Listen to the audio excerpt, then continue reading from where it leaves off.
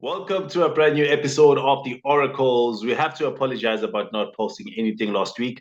It was due to load shedding and power cuts, but we're still here though, and we will be here for a while. But anyway, Z, the superstar Oracle, the most talented one amongst us, the beautiful one. Unfortunately, she's not able to join us, but hopefully she'll be able to join us along the way. Now, this week, we are joined by a very, very special guest. I have a really special appreciation for this guy because he is one of the people who is keeping hip hop alive, and he has created a platform for rappers to truly show their rap skills. This is the guy that kept hip hop heads sane during the COVID lockdown in 2020 with the SOTRA Cyphers. If you don't know what this is, what the SOTRA Cyphers is, go and check it out right after watching this episode, and make sure you subscribe to his channel as well. If you don't know what a skinny big Zulu looks like, you'll be able to see him on there. Now, this gentleman is one of the coolest people I've ever had the pleasure of interacting with. Born and raised in Soweto, he has always had greatness scripted in his life story. He is a music producer, a voiceover artist, an international award winner, and some may agree with me, while others may call me a madman for saying this, but he is a kingmaker. Ladies and gentlemen, the Oracles present to you the first man to ever come on the podcast whose real name we don't know as yet, but we'll find out what it is very shortly. We present to you SPeeKa. SPeeKa, how are you doing, man? I'm good on yourself, Machi. I'm good, bro. I'm good. Thank you very Right, much. so first and Yeah. foremost, my real name is Tapelo Mudiela. Let's get that out the way. Tapelo? Tapelo Mudiela. Yes. Mudiela. Okay, awesome. Yes. Awesome. Let's We get that out present the to you way. Tapelo Mudiela, but we all know Yes. him as SPeeKa. My brother, are you well? Yes, sir. I'm well, man. I'm well. Thank you. I'm Yeah. well. Thank you. Yeah, It's an honor to be here, man. yeah, no, man, we are honored to have you here with us. Now, I just want to start. Let's start from the very beginning. Where does the Mhm. love for hip hop come from? My love for hip hop came by complete accident. Right. Okay. So so I'm what, 8 7 8 years old, and the song at the time is massive. The song called "Killing Me Softly" by the Fugees, Oh, yeah, yeah. right? It's not a hip hop song. It's a soul remake. I mean, obviously at the time I don't know that it's a remake, but it's Yeah. a soul song that at the time I'm just completely obsessed with. And my mother picks it up like, okay, this guy likes the song, so I guess I'm gonna have to buy him the cassette, right? Yeah. So she goes out and finds out now there's this song "Killing Me Softly." Who are those people? She goes to a record shop, buys a cassette, Fugees the score, Okay. right? Buys me that cassette, and she's like, "Yo, bought you a cassette of that song that you like, right? Go Yeah. ahead and enjoy." Press play, and that was it. That was my introduction to Richard, hip hop, and it's funny because it was completely by accident. excellent. My mother had no idea what hip hop was. Yeah. She was just, hey, this my kid likes this soul song. I'm gonna get it for him. And when I pressed Yeah. play, I mean, the first song on the album is How Many Mics. I play Yeah. that and I'm like, what is this now? But And since yeah, since then, but if your mom knew who the Fugees were, actually, if she mm-hmm. knew that it was a rap group, would she have bought the tape for you? Do you think? I don't know, but probably not. I mean, Yeah. because if she knew that hip hop was this thing that had a lot of vulgar language Yeah. and stuff like that, she probably wouldn't have. Because I mean, if she knew what hip hop was and she knew about Tupac, she would have bought Yeah. me like a Tupac tape or something. Oh But I'm yeah. guessing that she didn't know. And funny enough, I was talking to her about this a couple of months ago, Yeah. and I told her that, do you realize that you're the one who created this monster? It was you did this, when you bought me that cassette. Yeah, yeah, yeah, the Fugees. And now here Yeah. we are, I don't know, 20 something, 30 something years later. And I'm just like completely, completely obsessed with this thing, man. Yeah, and man, we have to give appreciation to your mom. More Yep. especially because yesterday was also Mother's Day. So we have to show Yes. appreciation to her because if she hadn't bought that tape for you, we don't know what South African hip hop would look like today. So besides besides the Fugees, what other what growing up, what other music were you exposed to? All right. So, like most kids, when you're a kid, you are exposed to whatever music your parents Yeah, are listening to at the time, right? And in my family, my mother was more sort of like we listened to whatever she would play in the dining room, right? And she would play like your Clarence Carter's, your IPC, gospel music, your Rebecca Malopez, So yeah, for the long Barry White, soul and gospel mostly, right? yeah. And then that's what we would listen to at the crib. And then I sort of along the way then discovered your kwaito and hip hop through her, you know. Yeah. And then as soon as I found kwaito and hip hop, um, I was locked in. I was locked in faded. I would tap into R&B so here and there, but Mm. whenever I would hear a kwaito song or a rap song, like my antennas would Yeah. wait, what's that? Especially with TKZ. I think TKZ was the first. Like when I think back, TKZ was the first time I was ever a super fan of something. You know, Yeah. Yeah. I was obsessed. I mean, fine. I like the Fugees and I like that album, but with TKZ, I wanted to know everything they were doing. I was like 9 or something. I wanted to know do they have another song out? Who are Yeah. these guys? I was completely obsessed. So TKZ, Kwaito, and yeah, hip hop. That's where my love for music and Kwaito and hip hop sort of developed with those Yeah. two acts in particular.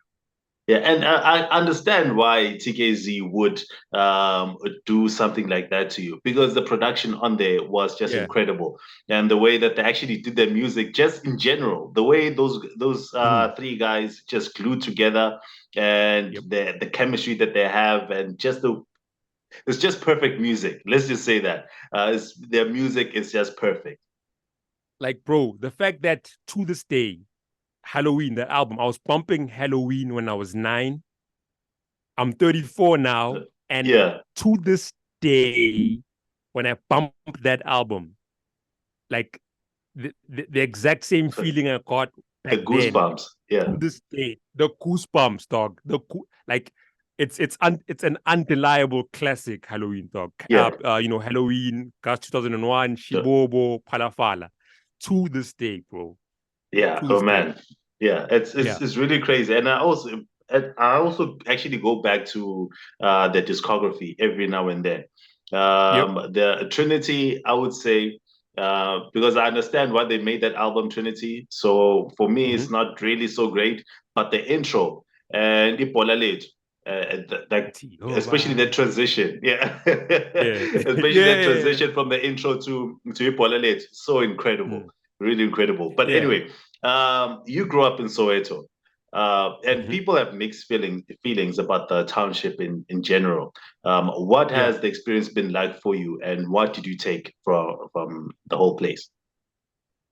Um, I mean, see, the thing with me is I was sort of leading somewhat of a double life, you Yeah, know, because I was like a nerdy indoor kid, just but yeah, also I could hang with like I'm a chance like a shit. gas, Mm, but I was more like nerdy, I just want to watch movies and listen to music. yeah, I don't wanna go outside. I mean, fine, I'll go at some point. But for the most part, I good, was a nerdy, good.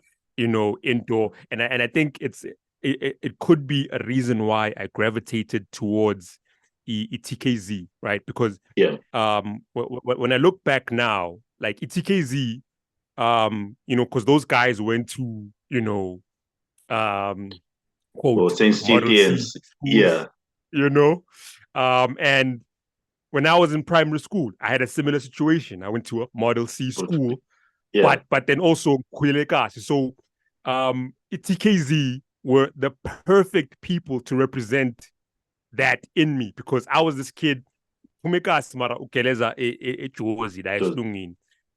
So and these guys, the fact that they were able to be in a whole Model C situation, but still kept it like black, like kasi, that spoke to me directly. And I think it was because of that that I was able to sort of live through that double life, nerd, or whatever, and still be able to to hang out ekasi, So TKZ gets a lot of credit for that, for All me right. personally. Yeah, Yeah. and I totally get it. I totally get it as well. Now, you have Yeah. been part of several projects, some of which have been the documentaries, Slaghuis, Joint Elements, which I believe you won an award for that, if I'm correct. Yes. And then there 2 was awards. also, yeah, 2 awards. Okay, yeah.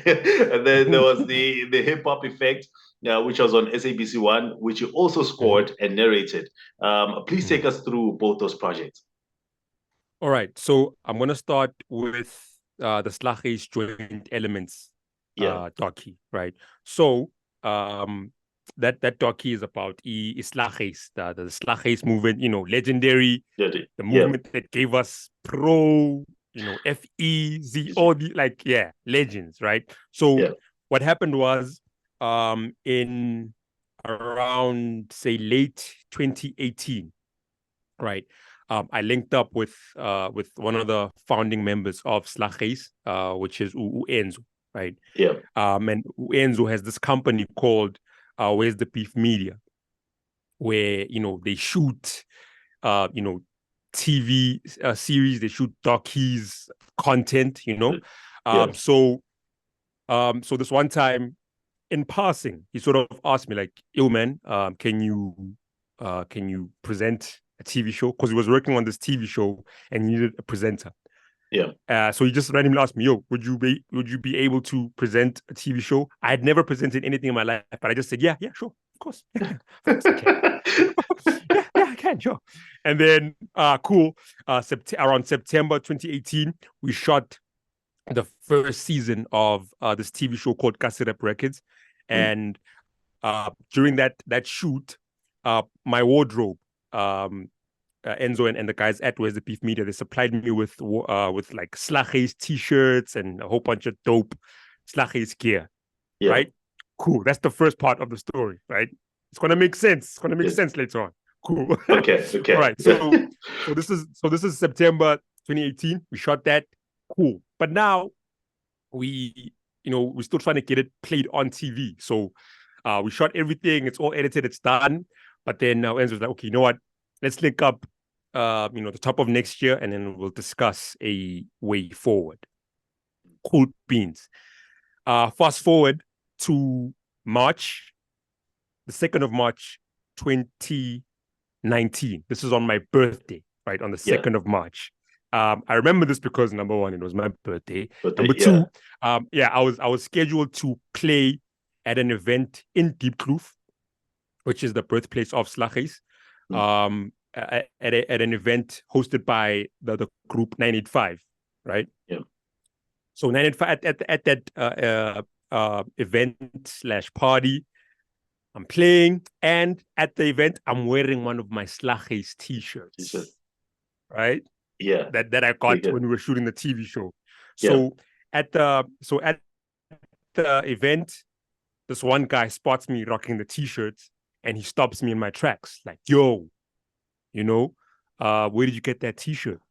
I'm like, no, Mexpana, no Enzo, we're shooting this TV show, and dude is like, "Hey man, it got a little bit hostile. He's like, yo man, don't be wearing that t-shirt around here. Right? Okay. Those were his That's a bit scary. Yeah, exact words. And I was taken aback. So, I was like, all right, cool, fine. So it's Saturday, the 2nd of March, Monday, the 4th of March. Yeah. that's when I had a meeting with Enzo, right? So at the meeting, I tell him, yo, man, I was playing at this gig on Saturday, and this dude, you know, commented on the t-shirt, the Slaghuis t-shirt that you gave me. He's like, hey, and he's like, what? Describe that dude. So I tell him, I'll take it, and he's like, oh man, that's one of the guys that I started Slaghuis with, and things got a bit sour. Okay. So yeah, I was like, word, because in my head, because I had always associated Slaghuis, with ends. I thought he was Was the the only guy. So now he's telling me, man, and this thing has been following me around for years, where all this weird energy with people that I used to work with and stuff like that.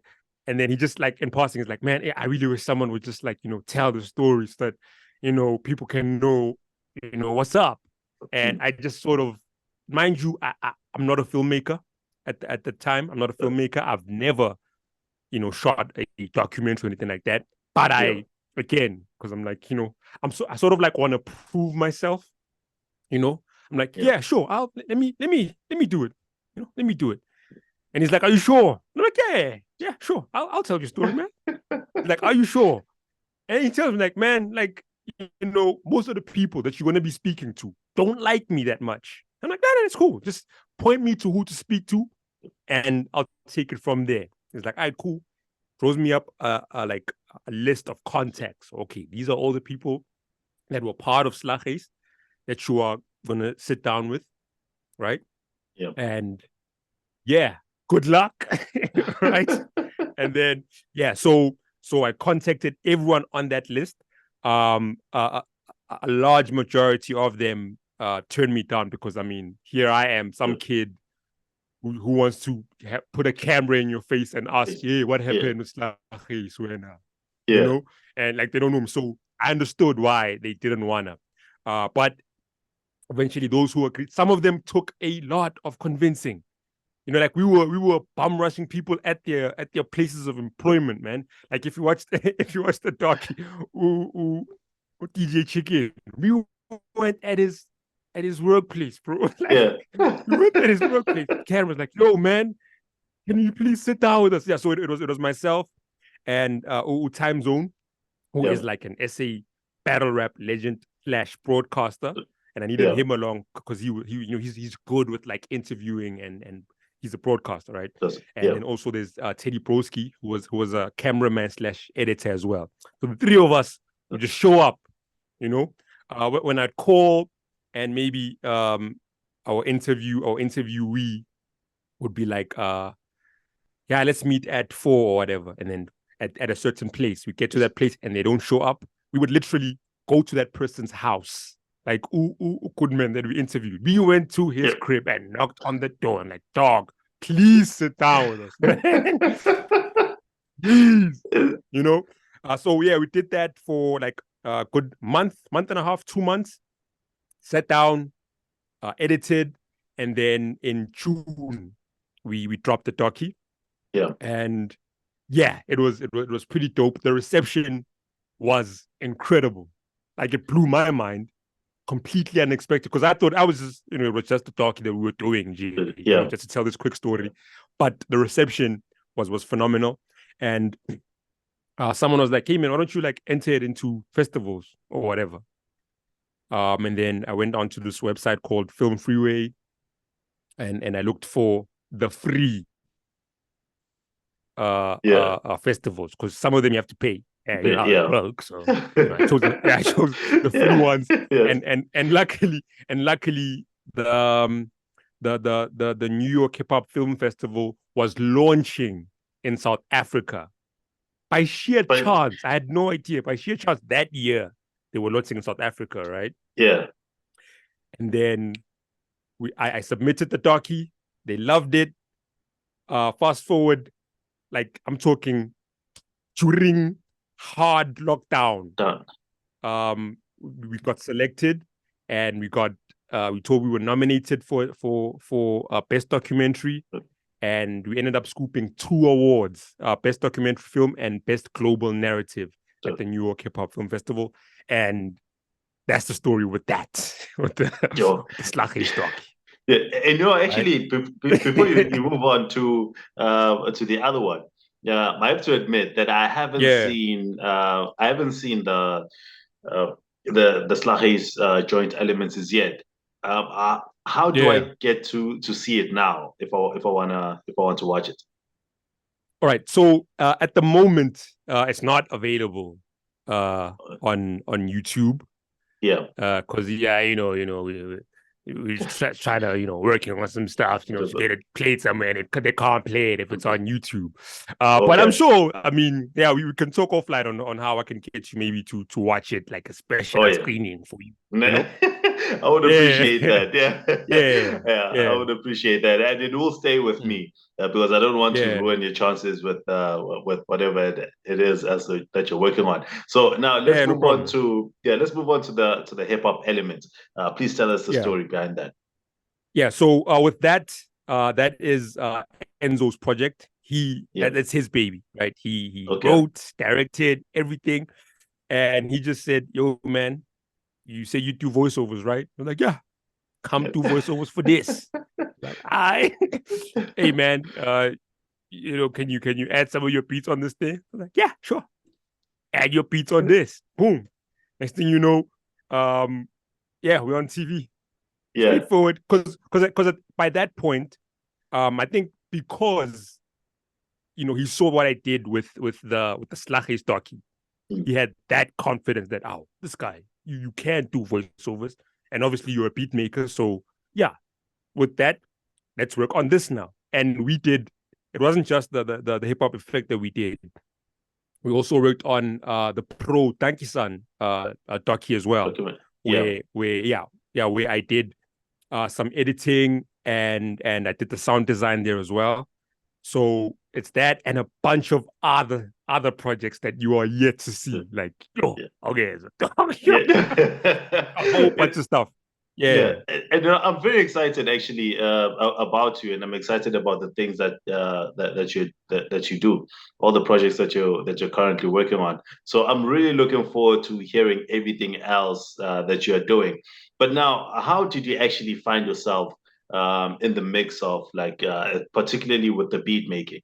Because mhm, with the way that you tell your story, I can tell that yeah, there's been something there before and mhm, that prepared you for everything, like meeting Enzo and with Enzo taking you through the creation of these documentaries and all of that. What happened yeah. before Enzo and before everything just came to be?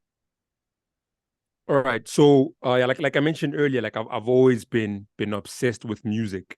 Mm, But for the longest time, I was just curious as to how music was made. I never considered myself like a musician. I music. was just curious on like, how do they do this, these Yes. people, man? Because Yeah. um I always thought that like with music, every single song that you heard was played, by a live band, Oh you yeah. know. For example, say maybe Still Dre, Mm. Dr. Dre, right? In Yeah. my head, when they made that song, there was one guy on the keys, What cling, cling, cling, cling, and there was another guy right there doing the drums, with the and drums? there was Yeah. another guy there playing the bass The guitar, kids. and everything was done in one take. They recorded it, and then that's how. So I was like, I could never, because I can't play a single It's a single instrument. instrument. Yeah. So, you know, yeah, so that's probably not for me. And then in high school, I found out about the software called FL Studio, Fruity Loops. Yeah. And I then also that had it at some point, changed but everything. yeah. Yeah. Yeah. That changed everything. My next door neighbor, Umlalo, he put me on. He literally just came through, like my pops, rest his soul, he bought me a PC, right? This is like I Yeah. think 2 days before um the beginning of the school of the first term when I was about to do my grade 11, Yeah. right? He bought me my first PC 2 days before that. And then the next day, my next door neighbor came through. Was like, oh, okay, you said you wanted to make beats. Here's FL Studio. This is what you do. Good luck. And he left. Right? And literally since then, I've been messing around with this thing. And here we are. I've been Yeah. making beats. And yeah, I was just like obsessed with it, man. Like school holidays, in front of the PC, trying to figure out this beat thing. I'm listening to beats, trying to recreate them, you know. Yeah. And then, so this is 2005. Okay. Right. 2005. Yeah. And then, but yeah, 2005. So, 2005, 2006, 7. I think probably 2008. That's when I was starting to make beats that people could actually listen to. So yeah. You know, and my confidence in my beat making, you know, it elevated when I first got introduced to the guys from the soil, Yeah. right? Unsega, no Pindo, no some, and I think because they were at the time they were still, you know, they were you know, that Still the I think formative their days. group was like a few years old as well. Yeah. Yeah, and they were really good. Like at that time, they were Yeah. still phenomenal. This And is 2008, when I by the way. played them, my first few beats, 2008, 2000, Yeah. early 2009, right? Yeah. And when I played them, my beats, and the fact that they would like react like, okay, this is actual music. Like the fact that I was getting that kind of reaction from people that I considered to be actual musicians. Yeah. That was it for me, because I was like, oh, that means I can do these things. Yeah. And then there was an event that they hosted right here at Project Library called Poetry on the Soil. And that event sort of that same night I was introduced to practically everyone that I would be working with for the next 5 or so years. That one night. Right. So yeah, so these guys are an extremely important part of my story, because I don't think, you know, if I hadn't met them when I met them, I would have taken a lot longer to gain confidence in what I do. And also like the process of just hanging out with them and listening to them rehearse, I was able to like listen to them talk to each other. Like, for example, if like maybe if they were practicing a song and one of the members was off key, one of the other guys would point it out. To me, it sounded amazing. Yeah. But the fact that they were like, nah, that was off key, and I was like, what does he mean? That sounded dope, mus. And then they would redo it, and then it sounded better. I was like, oh damn, it does sound better. You know, so I was like learning, you know, like I was sharpening my ear just by merely sitting there and listening to these guys. Yeah.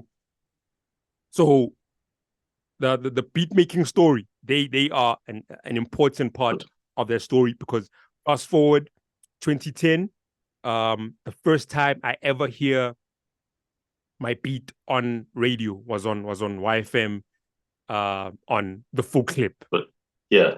And then that's where the name sort of legit started, you know, going out there. Yeah. And actually now I just remember, because I forgot to ask where the name SPeeKa comes from before we actually go any further. Okay. Where did you get the name SPeeKa?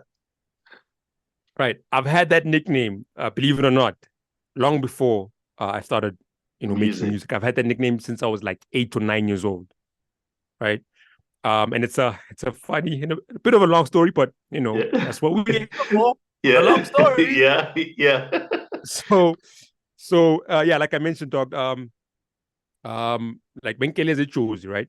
And where I went to school, not far from the school, there was a shop where they had arcade games, all those 50-cent games. Yeah, right? Pac-Man and all that. Pac-Man, all that stuff. And then in my hood, not far from where I live, a few houses down, there's an arcade shop there as well. Now, there was this game in particular, Final Fight. Yeah. I don't know if you remember it. About Cody, about Kai. I think I do remember it. Yeah, I do remember it. Yeah. So that game near my school, the audio, you could hear everything, the music, the sound effects.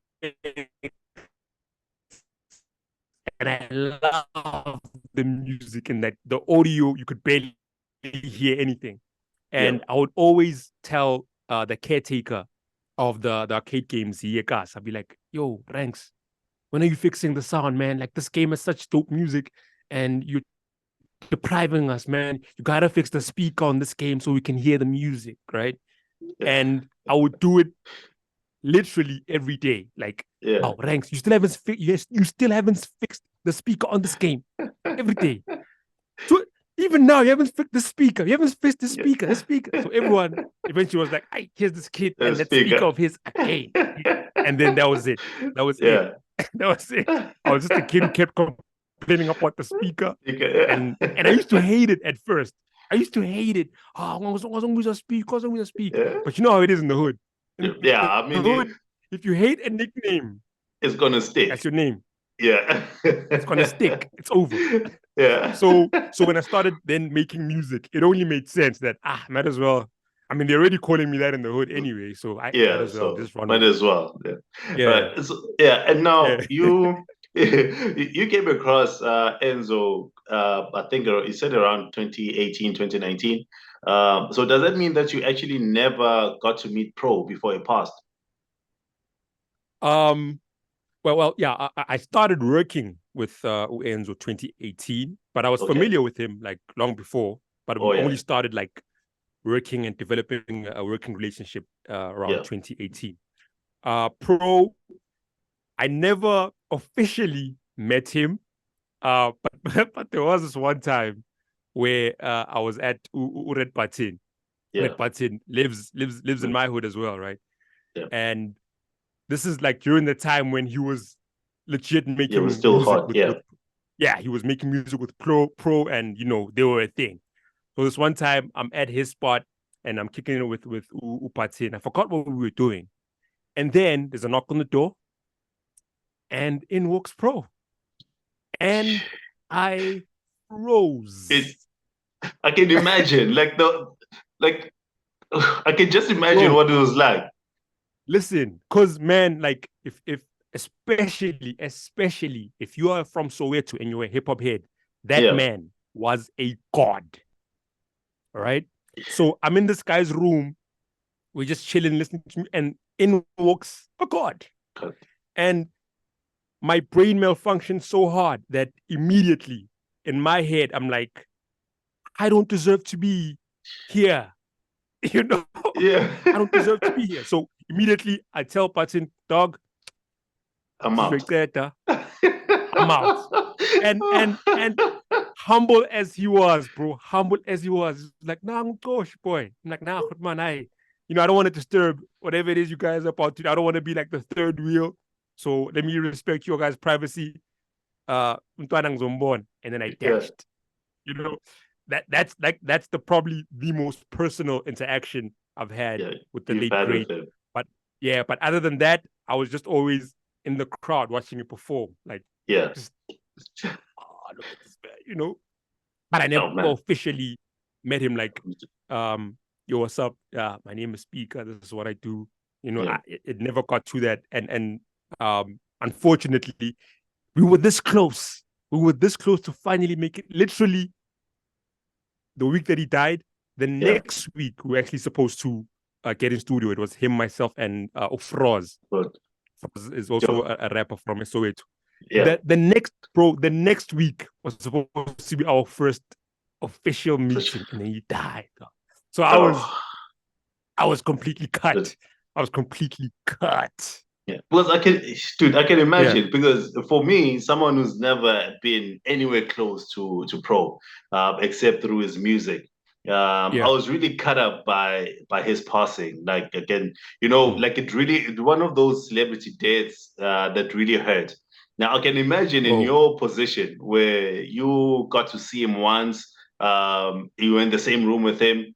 He's played a huge role in the music that you listen to and how you listen to music, especially the lyricism. And then now you're supposed to work with him, and then suddenly he's gone. Like, bro, like Pro and Dome, his producer. Yeah. Like I especially with Dome as a beat maker, I quite literally studied his sound. Like I would sit and listen. Okay, what is he doing here? What is that sound?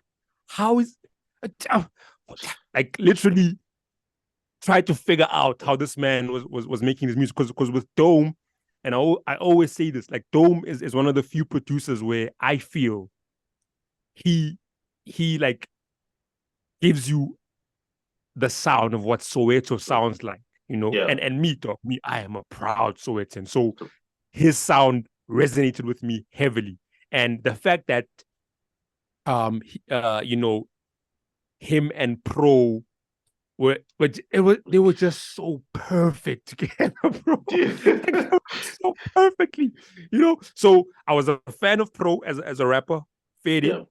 Yeah. But the beat But as a beat maker, Dome. yeah. I was yo, man. I studied that man. That's my idol right there. Okay, there now since we are there, because we actually about have maybe about 17 minutes left, and I want us to get into the SOTRA Cyphers because that's what I want to talk Yeah. about the most. But before we get there, Mm. the three of your favorite producers in South Africa. I don't want to go international, just South African. Three of your favorite. Okay. With me, I have my lists are a bit complicated, right? Because I Yeah, have a list for producers that I used to listen to way back then, like 2005 till 2009, 10. I have that yeah, list. And then I have producers from like from 2010 Guzagaj, right? yeah. Okay, So okay, to keep it simple, my number one, my number one, yeah. it has to be Battle Cat, right? Okay, Battle Cat, okay. definitely my number one. Yeah, My number two, Dome, definitely Dome. Like I mentioned, yeah. I mean, my idol, I studied. And then my number three would have to be probably Omen. Okay. Probably Oh man, Omen. yeah. Yeah. Yeah, Yeah. all right. But Ish, man. Yeah, three. That's a short list, man. Let's add two more. Let's add two more. Make it Two a more. top five. Yeah, proper top five. Okay. Then I'll throw in Amu, definitely. Definitely, yeah. Throw in Amu, and then I'll throw in Tasman. Okay. It's a fair list. Tasman. Yeah, it's a Fairly, fair list. right? Yeah, yeah. Yeah. But just to say, for me, my number one producer in South Africa has always been and will always be Amu. Like I have Yep. incredible The principal. respect for have incredible respect for that guy. Mm-hmm. So now let's get into the SOTRA Cyphers. Yes, sir. Where does SOTRA Cyphers come from? All right. So with SOTRA Cyphers, um, this is now 2016. Yeah, So in 2016, I was still working at my previous 9 to 5. It was at a call center, yeah. you know, and I was mad miserable, right? Super miserable. Hated my job. I mean, I was good at it, but I hated it. Yeah. I was Yeah, miserable, obviously. you know. Yeah, Yeah, you know. understandably why. Yeah. Yeah.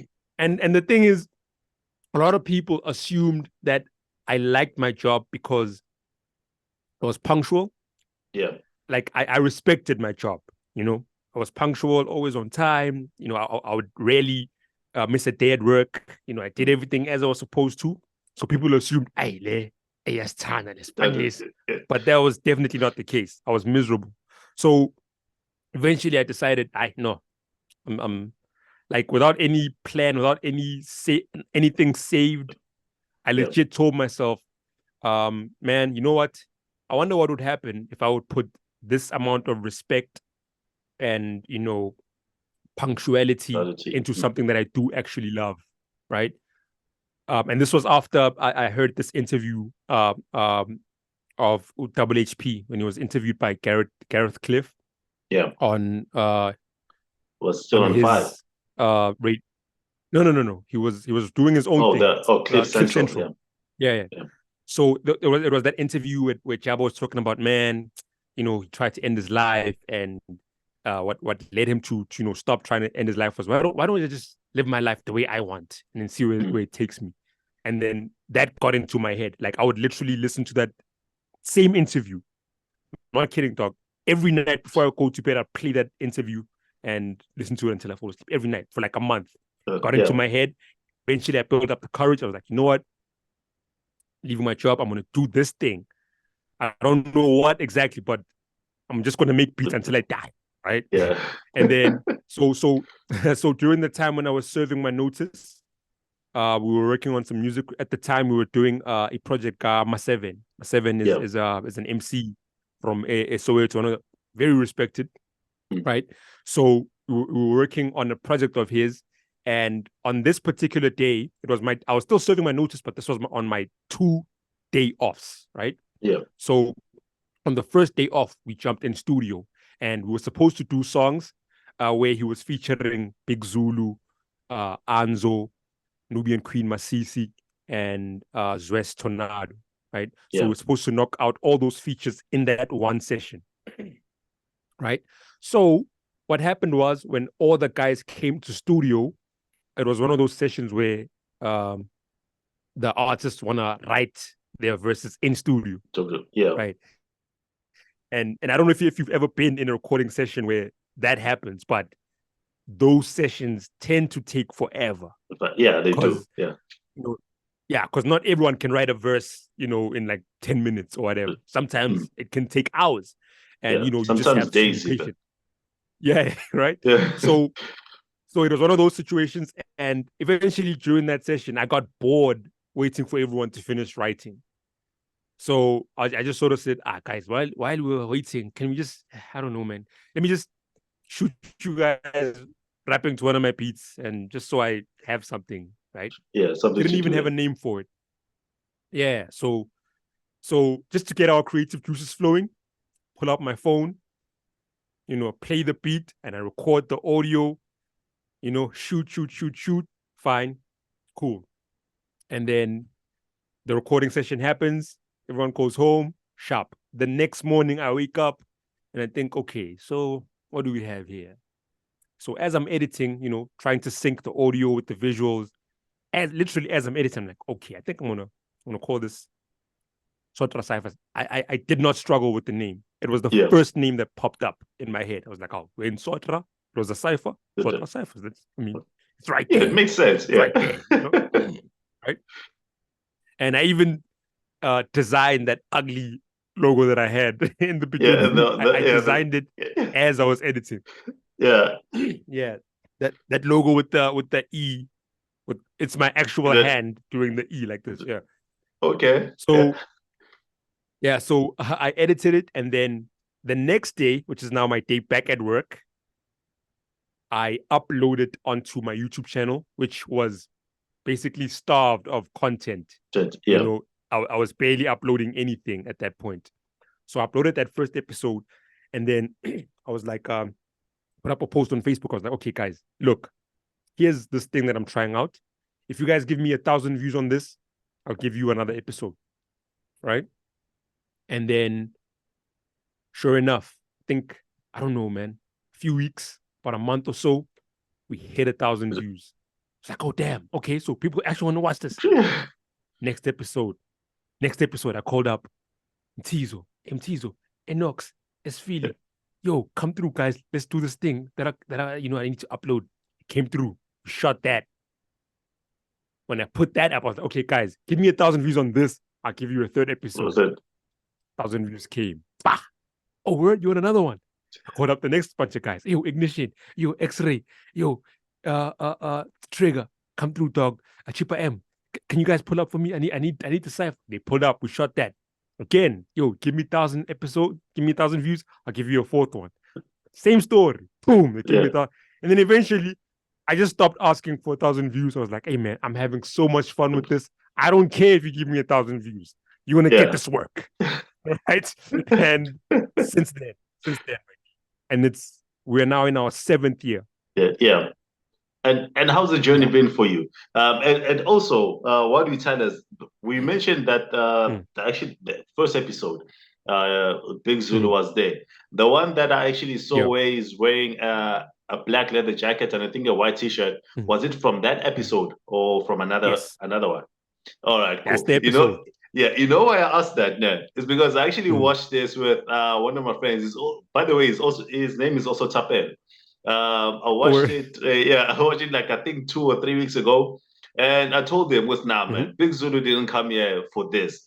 I think he just was just there and the beat was playing and he decided, no, I'm just gonna jump in, because I Yep. felt because he is a battle rapper. So I could just tell with nah, this guy wasn't here for a cypher or anything, but he just decided to jump in and he killed None it. of them were there. Yeah. None of them were there for the cipher.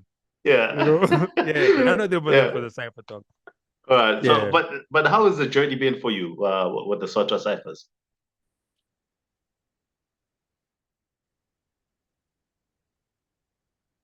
Yo, man, it's been feeling things for me personally Yeah. in my journey with music. Because I mean, I'm a producer, I make music, I've released countless EPs, projects, and all of that.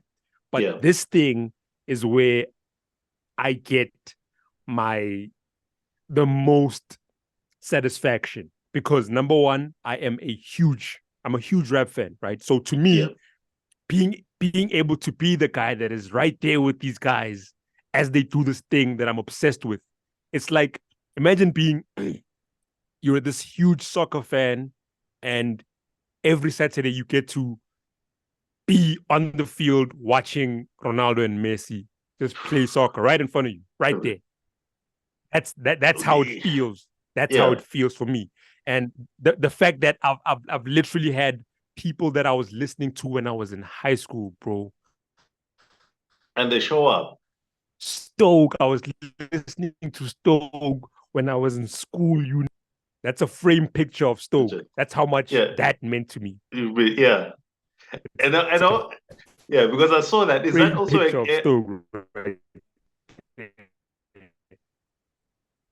Yeah, right. is that also like a tweet that you put It's up an there? episode on the show. Oh, okay. All right. No, it was not a tweet. It was an Instagram caption. Oh, okay.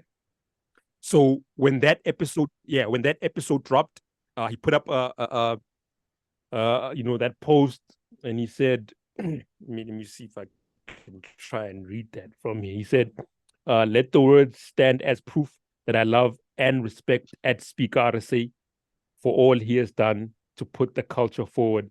Thank you, Lincoln Bayou." That dog, that I was so emotional when I saw that, bro. Because this guy is dog, my favorite South African rapper of all time, right? So imagine Yeah. hearing that from one of your heroes, bro. So so I've had the likes of him, I've had Emphatic Tab in here, I've had Reason, uh, uh, Sizo Alakain, Yeah. like all these people, dog, that I have so much that I'm a huge, huge fan of. And that's why the ciphers mean more to me because I never produced a song for Stoke. I never produced a song for Emphatic, but they are part of this thing, right? So this thing, as much as I love making music, but this, I slightly put just slightly put it above music production because Yeah. of uh, um, what it's done for me, man, and that I've been fans of since I was a kid, literally since I was a kid, bro. So Oh, it's been an amazing journey. yeah. I can And imagine.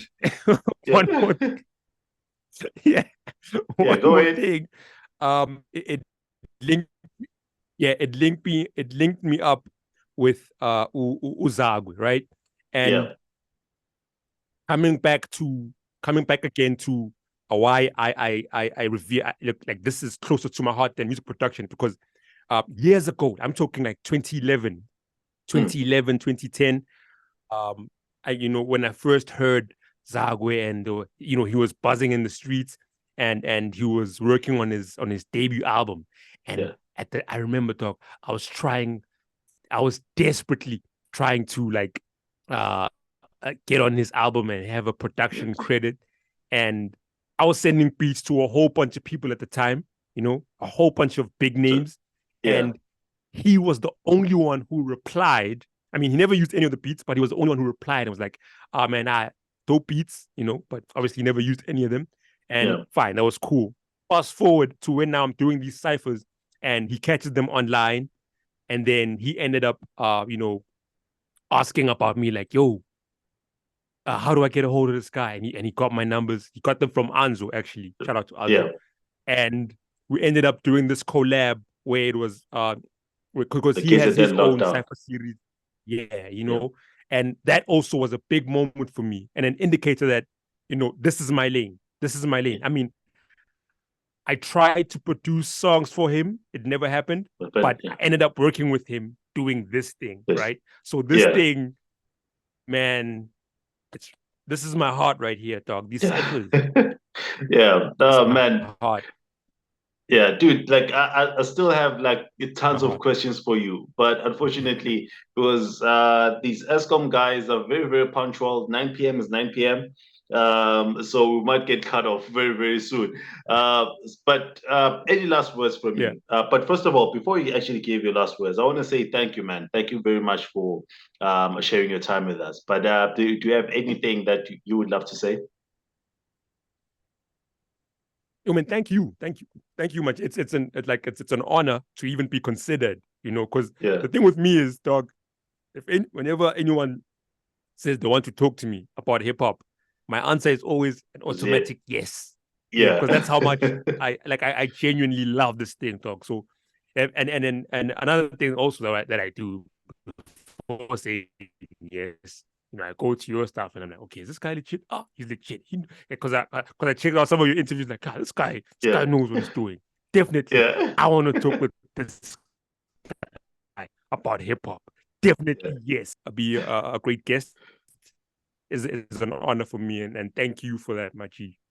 No, thank you very much. Part 2, man. This is too short, dog. Definitely. Yeah, definitely. We will. Too short, man. Yeah, we definitely will, man. Because I still have a lot that I want to say to you. That I actually want to ask. I don't want to say anything to you. I just want to ask you a lot of stuff. But man, thank you very much, SPeeKa, for your time. I'm definitely looking forward to part 2. And I actually say this with a lot of our guests that one day we will actually have to sit down like properly, not via Zoom or anything, but like actually be in person and do this whole thing. And we definitely will do that with you. And you will at that time meet Z as well, who is a huge fan of hip hop. And like I don't know if you saw the one that we did with Landros recently, but she also mentioned that she loves Sizwe Alekine. She'll fight for reason. So that's how much she loves this thing. So, SPeeKa, thank you very much, man. I'm looking forward to talking to you again. But for us, the Oracles, we will be back again next week. Have a good one.